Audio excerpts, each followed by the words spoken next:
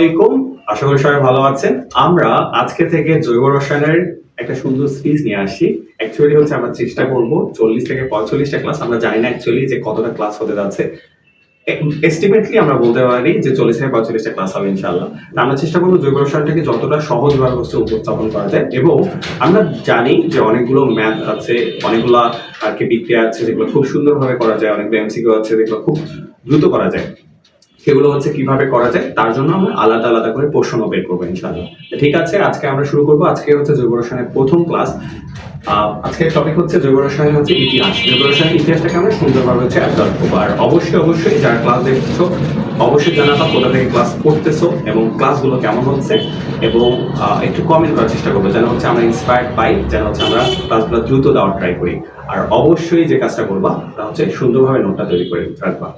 জৈব রসায়নের ইতিহাসে যদি আমরা আসি, প্রথমে হচ্ছে দেখো আমাদের অ্যাকচুয়ালি বলা হয় যে জৈব রসায়নটা হচ্ছে তোমার কি হাইড্রোকার্বন। হাইড্রোকার্বন যেটাকে আমরা বলি যে হাইড্রোকার্বন কথাটা অর্থ হচ্ছে হাইড্রোজেন প্লাস হচ্ছে কার্বন সমন্বয়ে যে যৌগ তৈরি হয় তাকে বলা হয় হাইড্রোকার্বন। এখানে বলছে যে সকল জৈব যৌগ কার্বন এবং হাইড্রোজেন দিয়ে গঠিত হয় এটাকে বলা হয় হাইড্রোকার্বন। তারপর দেখো জৈব যৌগে আমরা কি বলছি, যে জৈব যৌগ যে সকল জৈব যৌগ কার্বন হাইড্রোজেন এবং এটাকে আমরা বলি স্পনেক্স, মানে মনে রাখবা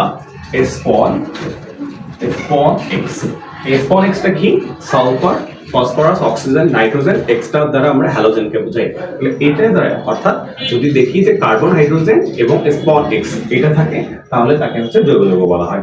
এখন দেখো আমরা কিছু এমসিকিউ, এগুলো কিন্তু এমসিকিউর জন্য অনেক বেশি ইম্পর্টেন্ট। এই প্রশ্নগুলো এমসিকিউর জন্য অনেক বেশি ইম্পর্টেন্ট।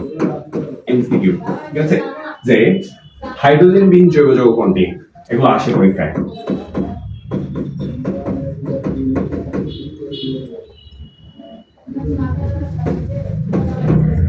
তোমাকে কোশ্চেন বলবে যে হাইড্রোজেন বিহীন জৈব যৌগ কোনটি। তাহলে দেখো এখানে বলছে CO, Cl2, CCl, NO2, CCl4, CFC।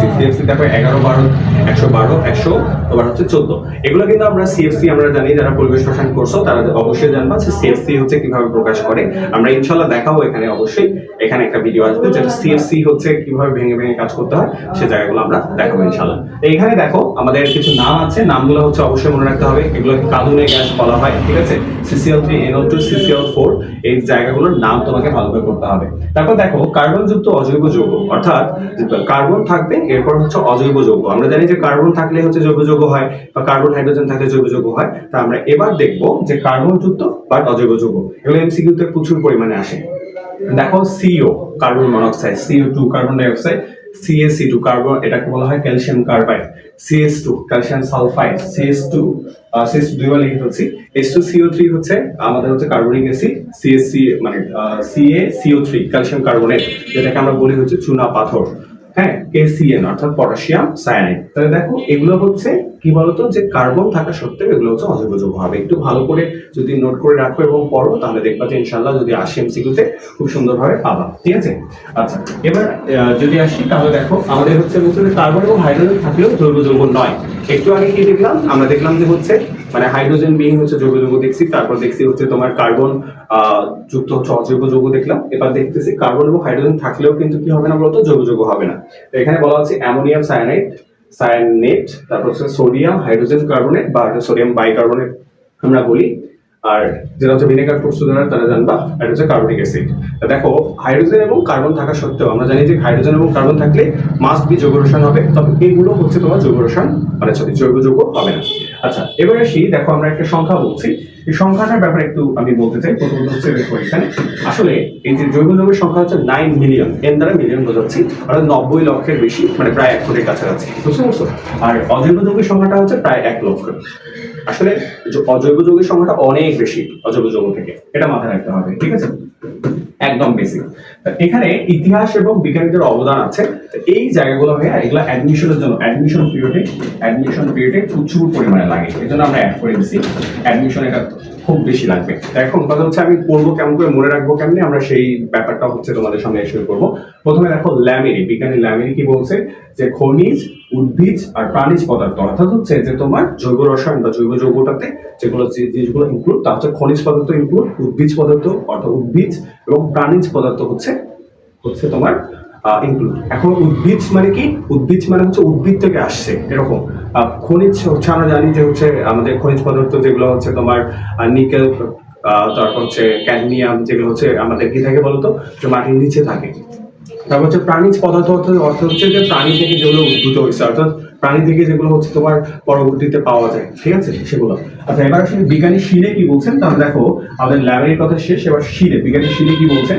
দেখো এখানে তিনটা কথা আছে, যেগুলো অবশ্যই এমসিকিউর জন্য মনে রাখতে হবে। এগুলো কিন্তু দেখো তোমাকে এভাবেও আসতে পারে যে আঙুর থেকে টার্টারিক অ্যাসিড, হ্যাঁ আঙুর থেকে টার্টারিক অ্যাসিড, এটা হচ্ছে কোন বিজ্ঞানীর মতবাদ, ঠিক আছে, বা এই যে খনিজ প্রাণোদ্ভিদ প্রাণীজ পদার্থ, এগুলো কম আসে বাট একটু ভালো করে করতে হবে। এখন এগুলো থেকে এই যে মতবাদের থেকেও এখানে ইম্পর্টেন্ট হচ্ছে তোমাকে বলবে যে আঙুরে কোন অ্যাসিড পাওয়া যায়, তাহলে হচ্ছে টার্টারিক অ্যাসিড। আপেলে কোন অ্যাসিড পাওয়া যায়, ম্যালিক অ্যাসিড। তারপর হচ্ছে প্রাণীর চর্বি থেকে কি পাওয়া যায়, গ্লিসারল। হ্যাঁ কি পাওয়া যায়, এমসিকিউ আসতে পারে। এখানে আমরা যে মনে রাখবো, মনে রাখার জন্য একটা টেকনিক ইউজ করতে পারো। আমরা আসলে টেকনিক খুব কম পড়াই। দেখো এগুলো আসলে একবার রিডিং মারলেই তুমি করতে পারবা। আঙুর থেকে টার্টারিক অ্যাসিড, এটা আটা মনে রাখি আমরা, আটা। আটা মানে হচ্ছে কি আঙুর, টার্টারিক অ্যাসিড, আঙুরে টার্টারিক অ্যাসিড, বুঝতে পারছো। তারপর হচ্ছে আপেল থেকে ম্যালিক অ্যাসিড, এটা আমরা আম মনে রাখতে পারি, আম। আম আম থেকে হচ্ছে আতে হচ্ছে কি বলতো অ্যাপেল, অ্যাপেল মতে হচ্ছে ম্যালিক অ্যাসিড, তাহলে আপেলে কি থাকে, ম্যালিক অ্যাসিড থাকে। আর প্রাণীর চর্বি থেকে গ্লিসারল, তাই এটা মনে রাখবা পাগল, পাগল। হ্যাঁ তাহলে কি বলতো প্রাণীর চর্বি, প্রাণীর চর্বিতে কি থাকে, গ্লিসারল থাকে, গ্লিসারল। গ্লিসারল দেখবে চর্বি থেকে যে সাবান তৈরি যে তোমার ছিল, যে চর্বি প্লাস হচ্ছে আমরা যখন ব্যবহার করতাম তখন দেখবা যে হচ্ছে সাবানের সাথে কিন্তু বাই প্রোডাক্ট হিসেবে গ্লিসারল আসে। গ্লিসারল হচ্ছে তোমার কোথায় পাওয়া যায়, প্রাণীজ থেকে পাওয়া যায়। এইগুলো হচ্ছে মনে রাখার টেকনিক, জাস্ট তুমি হচ্ছে এভাবে মনে রাখতে পারো। দেখো দেন হচ্ছে ল্যাভোইশিয়া। ল্যাভোইশিয়া হচ্ছে কি বলছে, ল্যাভোইশিয়া আসলে দেখো যে এই যে এটা আসলে কি বোঝাচ্ছে, উদ্ভিদের নিচে আমরা CH4 দিছি, আসলে এটা কি বোঝাচ্ছে ভাইয়া, মনে রাখবা যে উদ্ভিদের মধ্যে কার্বন, হাইড্রোজেন, অক্সিজেন থাকে। আর প্রাণীতে কি থাকে বলতো, কার্বন, হাইড্রোজেন, অক্সিজেন থাকবে, প্লাস হচ্ছে PNS থাকে। PNS বলতে হচ্ছে ফসফরাস, নাইট্রোজেন এবং সালফার, এটাকে বোঝাচ্ছে, ঠিক আছে। আচ্ছা দেখো তারপর হচ্ছে এখানে বার্জেলিয়াসের কথা বলছি, যে বার্জেলিয়াস, দেখো বার্জেলিয়াসের কিন্তু সব থেকে বেশি যেটা আসে এমসিকিউতে, আমাদের এমসিকিউতে আসে, এবার এটা খ নম্বরে দেখা যায়, আবার ক নম্বরে দেখা যায় যে বার্জেলিয়াসের হচ্ছে তুমি প্রাণশক্তির মতবাদটা, বা বলা হয় যে প্রাণশক্তির মতবাদ কি। হ্যাঁ এই জায়গাটাতে দেখো প্রাণশক্তির মতবাদটা হচ্ছে কত সালে দেন, উনি 1815 সালে দেন। এবং এই প্রাণশক্তি মতবাদের মেইন যে থিমটা ছিল যে সজীব, সজীব অর্থাৎ যদি জীব থাকে তাহলে জৈব যৌগ হবে, জীব থাকলে জৈব যৌগ। এটা 1808 সালে উনি বলেন যে সজীব উপাদান থেকে শুধুমাত্র জৈব যৌগ পাওয়া যায়। আর হচ্ছে নির্জীব অর্থাৎ যাদের জীবন নাই তাদের থেকে হচ্ছে কি পাওয়া যায়, অজৈব যৌগ পাওয়া যায়। অ্যাকচুয়ালি তোমাকে যদি বার্জেলিয়াসের মতবাদ বা প্রাণশক্তির মতবাদটা ব্যাখ্যা করতে পারে তাহলে এই কথাটা ইন্ডিকেট করবে। আমরা ছোট ছোট করে দিছি যাতে তুমি মনে রাখতে পারো যে সজীব উপাদান থেকে যা পাওয়া যায় তাই হচ্ছে জৈব যৌগ, আর নির্জীব উপাদান থেকে যা পাওয়া যায় তাই হচ্ছে অজৈব যৌগ। কিন্তু বার্জেলিয়াসের এই যে মতবাদ অর্থাৎ প্রাণশক্তির মতবাদ ইনি দেন তোমার হচ্ছে 1815 সালে, সেটা কিন্তু হচ্ছে তোমার ফ্রেডরিক ভোলার যখন হচ্ছে তো উনি অজৈব পদার্থ থেকে যখন জৈব যৌগ তৈরি করে ফেলেন, তখন কিন্তু এই তার প্রাণশক্তির মতবাদটা হচ্ছে নষ্ট হয়ে যায়, ঠিক আছে। অর্থাৎ নষ্ট হয়ে যায় বলতে হচ্ছে তখন ওটার গ্রহণযোগ্যতা হারায় আর কি।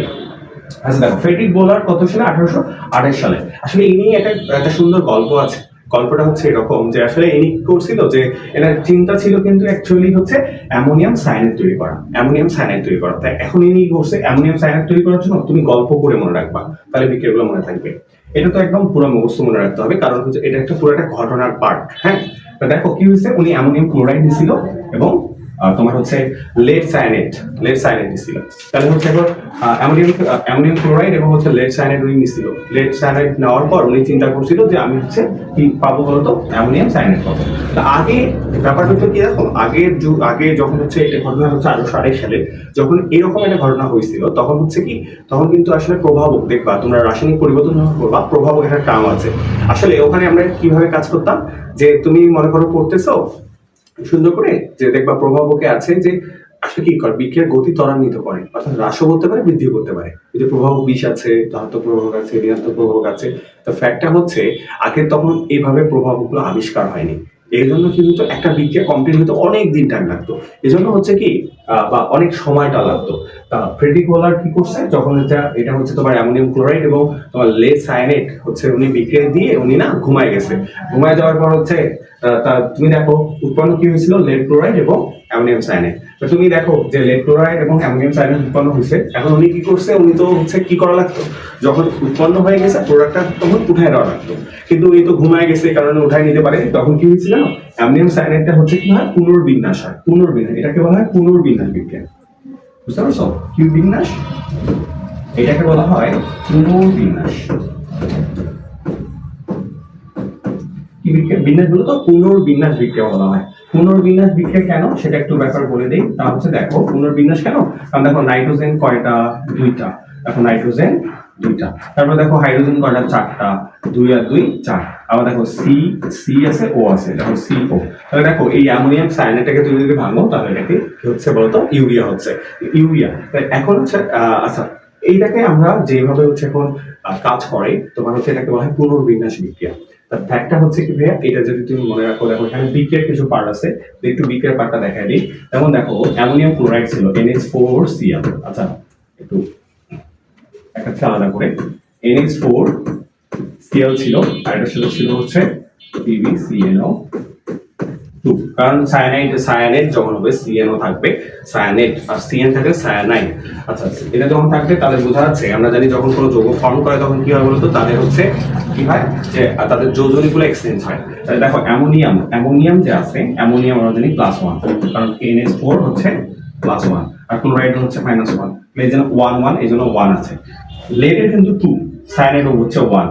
এটা যখন ভাঙবে একটা প্লাস অংশ একটা মাইনাস অংশ, এটা হচ্ছে প্লাস অংশ, এটা হচ্ছে মাইনাস অংশ, এটা হচ্ছে এটা প্লাস অংশ, এটা হচ্ছে মাইনাস অংশ। এখন যখন বিক্রিয়া করে ভাই, দেখো বিক্রিয়া অনেকে পারে না, মনে রাখবা কি হবে, এক্সচেঞ্জ হবে, কি হবে, এক্সচেঞ্জ হবে, প্লাস মাইনাস কে ধরবে, এ প্লাস এর মাইনাস কে ধরবে, তখন কি উৎপন্ন হচ্ছে দেখো তো, আমাদের উৎপন্ন হচ্ছে NH4 CnO। দেখো CnO আছে না, তাহলে অ্যামোনিয়াম সায়ানাইড, তাহলে এখানে কি হচ্ছে, এটা হচ্ছে, আর সামনে আমরা 2 দিয়ে দিচ্ছি, আর লেড ক্লোরাইডে কি হচ্ছে PbCl, তাহলে এই যে PbCl2, অ্যাকচুয়ালি এই ঘটনাটাই হচ্ছে হইছে। আর এখানে 2 কেন সামনে দেওয়া হয়েছে যে বললাম, কারণ 2 দেওয়ার কারণে এখানে 2 হচ্ছে, এখানে 2 আসার কারণে এই যে আমরা এখানে 2 ইউজ করি, কারণ সায়ানাইডের তো হচ্ছে যোজনী 2। আচ্ছা এখন কথা হচ্ছে যে তোমার এই যে পুরা যে ব্যাপারটা, যে ভাই আমি আসলে বুঝতে চাই বা কাজ করতে চাই, এগুলো একটু হালকা যদি দেখো তাহলে বুঝতে পারবা। তাহলে আসলে দেখো, তাহলে ফ্রেডরিক বোলার 1828 সালে, তাহলে ইনি এটা পার্জেলিয়াস, মনে রাখবা যদি বলা হয় যে প্রাণ শক্তি মতবাদকে গ্রহণযোগ্যতা হারায়, মানে কোন আবিষ্কারের কারণে হচ্ছে প্রাণ শক্তি মতবাদ হারায়, মানে গ্রহণযোগ্যতা হারায়, তা হচ্ছে ফ্রেডরিক বোলারের এটা। এটা দেখো আসলে অজৈব যৌগ থেকে কি হচ্ছে, এটা অজৈব যৌগ থেকে হচ্ছে জৈব যৌগ তৈরি হচ্ছে। লাইক উনি কি বলছিল যে নির্জীব অবস্থা থেকে অজৈব যৌগ হয়, নির্জীব থেকে কখনো জৈব যৌগ হয় না, নির্জীব থেকে হচ্ছে কি হচ্ছে, জৈব যৌগ হচ্ছে, এ কারণে কিন্তু প্রাণশক্তির মতবাদটা হারায় ফেলতেছে। আচ্ছা এবার আসি, রাউলি কি বলছে, বিজ্ঞানী রাউলি, এগুলো এমসিকিউতে আসে যে মূত্র থেকে ইউরিয়া তৈরি হয়, মনে রাখবা যদি বলা হয় যে মূত্র থেকে ইউরিয়া তৈরি হয়, এটা কে বলছেন, তা হচ্ছে বিজ্ঞানী রাউলি। আচ্ছা কোপ কি বলছেন, এই যে CaO, হ্যাঁ CaO আর কার্বন হাইড্রোজেন অক্সিজেন, এটাকে বলা হয়, এখানে এটা থেকে কার্বন হাইড্রোজেন অক্সিজেন থেকে অ্যাসিটিক অ্যাসিড তৈরি হয়, এটা হচ্ছে কে বলছে, কোপ বলছে, এটা মনে রাখলাম। CaO এটা কার্বন হাইড্রোজেন অক্সিজেনও বলতে পারো, বা হচ্ছে এটাকে বলতে পারো যে হচ্ছে তোমার একটা অ্যালডিহাইড, আমরা তো সংক্ষেপে যখন হচ্ছে চাই তখন অ্যালডিহাইড বলি, কিন্তু মূল উপাদান হচ্ছে কার্বন হাইড্রোজেন অক্সিজেন, রাইট। আচ্ছা তো দেখো, আচ্ছা এবার লাস্ট যেটা আমরা দেখি, এখানে বলছে জৈব যৌগ বেশি হওয়ার কারণ কি, আমরা দেখলাম যে জৈব যৌগের সংখ্যাটা হচ্ছে, জৈব যৌগ কত হচ্ছে, জৈব যৌগ আর হচ্ছে অজৈব যৌগ। জৈব যৌগের যদি আমরা আসি, জৈব যৌগটা দেখবো, আমাদের সংখ্যাটা হচ্ছে কত, প্রায় হচ্ছে 9 মিলিয়ন, আর এটা হচ্ছে 1 মিলিয়ন। আচ্ছা 9 মিলিয়ন বলতে হচ্ছে কি, 9 মিলিয়ন বলতে হচ্ছে 90 লক্ষ, আর 1 মিলিয়ন মানে হচ্ছে অ্যাকচুয়ালি 10 লক্ষ, কিন্তু এটা 1 লক্ষের কাছাকাছি এখন চিন্তা করা হয়, মানে তুমি 1 মিলিয়নও ধরতে পারো। আবার এই সংখ্যাটা আবার বলে দিই যে মনে রাখবা বিভিন্ন বইয়ে বিভিন্নভাবে দেওয়া আছে, তবে আমরা যে জায়গাটা মনে রাখবো যে 9 মিলিয়ন হচ্ছে জৈব যৌগের সংখ্যাটা হচ্ছে প্রায় 1 কোটির কাছাকাছি, এবং অজৈব যৌগের সংখ্যাটা হচ্ছে 1 লক্ষের কাছাকাছি, বুঝতে পারছো, এটা মনে রাখবা। যদিও হচ্ছে কিছু কিছু বইয়ে 1 মিলিয়ন ইউজ করা আছে, তুমি এটা মনে রাখবা।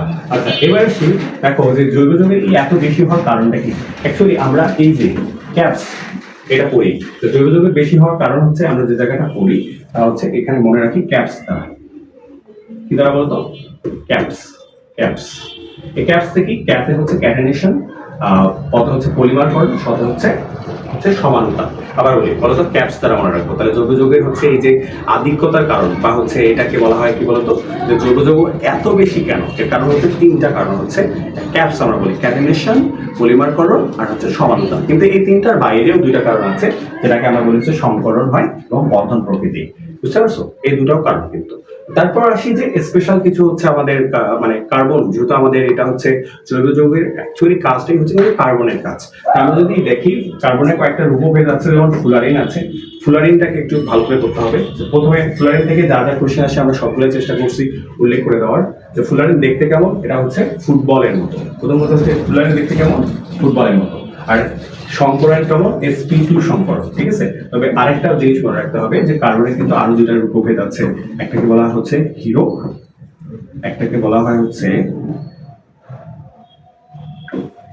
কার্বনের আরো দুইটা রূপভেদ আছে, একটাকে বলা হচ্ছে হিরো আর একটাকে বলা হয় গ্রাফাইট। হ্যাঁ, গ্রাফাইট। দেখবা মৌলের পর্যাবৃত্ত ধর্ম যদি করা থাকে, বা দেখবা যে তোমাকে বলা হয় যে গ্রাফাইট বিদ্যুৎ পরিবহন করলেও হিরো কেন বিদ্যুৎ পরিবহন করে না, এর কারণটা হচ্ছে মনে রাখবে হিরো কিন্তু ডায়মন্ড বলা হয়। বুঝতে পারছো? তার কথা হচ্ছে sp2 কারণে সংকরণের কারণে। তুমি দেখবা যে ফুলারিনের হচ্ছে কি সংকরণ কি বলতো, sp2। আর ফুলারিনের সংখ্যাটা হচ্ছে কার্বন সংখ্যা যদি 30 থেকে 70 এর মধ্যে হয় তাহলে ওটাকে ফুলারিন বলা হয়। আর এর মধ্যে C60 যেটা আছে এটাকে বলা হয় বাকি বল। C60 এটাকে বলা হয় বাকি বল, বা হচ্ছে এটাকে বাকি বল বলা হয়। আর এটা হচ্ছে অবশ্যই হচ্ছে দেখো, তুমি যদি দেখো এর যদি ভর দেখো, আণবিক ভর আসে, আণবিক ভর আসে। তুমি দেখো তো কার্বন কত, 12 না 60, তাহলে 12 গুণন 60 করলে 720 আসবে, 720। বুকমিনস্টার ফ্লোরাইড, আবার এটাকে কি বলা হয়, বাকি বল বলা হয়। আবার এটার নাম হচ্ছে বুকমিনস্টার ফ্লোরাইড। হ্যাঁ, বুকমিনস্টার ফুলারিনা বলা হয়। কার্বন 60টাকে বলা হয় বুকমিনস্টার ফুলারিন বা বাকি বল। হ্যাঁ, এটা হচ্ছে আণবিক ভরটা আসে। দেখো কিভাবে মনে রাখবো ভাই, কার্বন তো 12, 12 সাথে 60 গুণ করবো 720 হবে, ঠিক আছে। এমসিকিউ তো আসে, ভালো করে করতে হবে। আর এটা হচ্ছে সর্ববৃহৎ অনু, ঠিক আছে। 30 থেকে 70টা মনে রাখবো। কার্বন যদি 30 থেকে 17 মধ্যে হয় ওটাকে বলা হয় ফ্লোরিন। তার মধ্যে 60টাকে একটা স্পেশাল নাম আছে, যতটুকু দরকার। হিরো গ্রাফাইটের ব্যাপারটা বললাম, যদি যে পরীক্ষা আসে যে হচ্ছে কার্বনের দুটো রূপভেদ, একটা হিরো একটা গ্রাফাইট, আর বাকিগুলো এগুলো আছে। এখন কথা হচ্ছে বলে যে গ্রাফাইট হচ্ছে বিদ্যুৎ পরিবহন করলে, হিরো কেন বিদ্যুৎ পরিবহন করে না, কারণ এখানে কিন্তু মুক্ত। দেখো অ্যাকচুয়ালি কার্বনে কিন্তু সংকরণ হচ্ছে sp3। কার্বনের মেইন সংকরণ কি বলো, sp3। কার্বনের মেইন সংকরণ হচ্ছে sp3। গ্রাফাইটে কি হয়, sp2 হয়। এই জন্য এখানে মুক্ত, অর্থাৎ মুক্ত জোড় ইলেকট্রন থাকে, কিন্তু হিরোকে মুক্ত জোড় ইলেকট্রন থাকে না। আর আমরা জানি যে বিদ্যুৎ পরিবহনের জন্য মুক্ত জোড় ইলেকট্রনের প্রয়োজন হয়। এই জন্য হচ্ছে গ্রাফাইট কি করে বিদ্যুৎ পরিবহন করে, হিরো বিদ্যুৎ পরিবহন করতে পারে না। ঠিক আছে, আজকে এ পর্যন্তই আমাদের প্রথম পার্ট ছিল জৈব রসায়নের ইতিহাস। আমরা চেষ্টা করছি হচ্ছে খুব সুন্দরভাবে হচ্ছে তোমার উপস্থাপন করার জন্য। একটু ভালো করে হচ্ছে পড়বা, তাহলে দেখবা যে হয়ে যাচ্ছে। আমরা চেষ্টা করব যে এর প্র্যাকটিস এই প্রথম লেকচারের উপর, অর্থাৎ পার্ট 1 এর উপর এমসিকিউ নিয়ে আমরা সামনে হচ্ছে অ্যাড করে দিব ইনশাআল্লাহ। আর অবশ্যই হচ্ছে সুন্দরভাবে করে দাও, ইনশাআল্লাহ দেখবা যে অনেক ভালো লাগবে। এভাবে হচ্ছে ক্লাসগুলো সিরিয়ালি হচ্ছে শেষ করার চেষ্টা করে, দেখবা ইনশাআল্লাহ অনেক ভালো কিছু হবে। তা ঠিক আছে, আজকে এই পর্যন্তই।